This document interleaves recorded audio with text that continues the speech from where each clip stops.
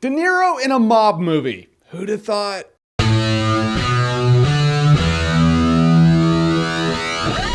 The Family. So The Family's about Robert De Niro and his family. De Niro's a former mob guy, and that's really what the movie is. The movie's about them trying to have a new life, and you get the feeling this isn't the first time they've done this. They've been relocated a few times because sooner or later, Robert De Niro's gonna lose his shit and beat someone with a bat. Dude just has a temper. He's a former De Niro mob guy, and you know how that goes. So if that plot synopsis sounded kind of absurd, maybe it's because it's supposed to. The thing about this movie, though, it's a dark comedy, and in that, it really works for this movie. I enjoyed seeing this family deal with the fact that they just have to be normal, and then once in a while they're like, you know what, I'm gonna blow up that shop because they were assholes to me. Because they're former mobsters, you don't just lose that. Imagine being a mobster, you really get your way, you're used to being able to just break kneecaps, and you gotta put up with someone's shit. This movie really exists for anyone who ever had to keep their mouth shut because they're like, I am just gonna take this person's shit, and okay, awesome. Came in for the oil change, and now, all right, you're replacing my spark plugs. Yeah, all right, yeah, I guess that's just gonna cost me more money. No, this movie gets to show you what happens when someone tries to rip off a mob family. Yeah, it doesn't work out for them. Even the kids were cool. The daughter's hot as hell, a little dramatic, but hot as hell. And the son was awesome. The son's like one of those kids, halfway through this movie, he's just running his entire school. Just operationally speaking, he finds out who goes to what clique and what, and then he gets his fingers in everything, and he has all the real estate in the school. All the student real estate, which is really nothing. He's gonna graduate, and he's gonna be like, I have nothing, because I had that, and now I don't. Because high school just doesn't matter. Tommy Lee Jones is the agent who's like, all right, I'm keeping an eye on you guys, and I'm here for you, just don't screw up. Then when De Niro does, he has to slap him on the wrist and be like, I said don't do that. I will say at parts in this movie, you felt like the contrast was a bit off. Like it goes from, okay, it's clearly a comedy, and this is lighthearted, and then you're like, yeah, that's a dark moment. Granted, it's a dark comedy, but I'm just saying, it's a cartoonish comedy sometimes, and then it's a dark movie. Another thing is at the end of the movie, things are getting really exciting, and you're watching it go down, and in the end, it just kind of ends in an anticlimactic kind of way. I wanted to see more of that, but it was just like,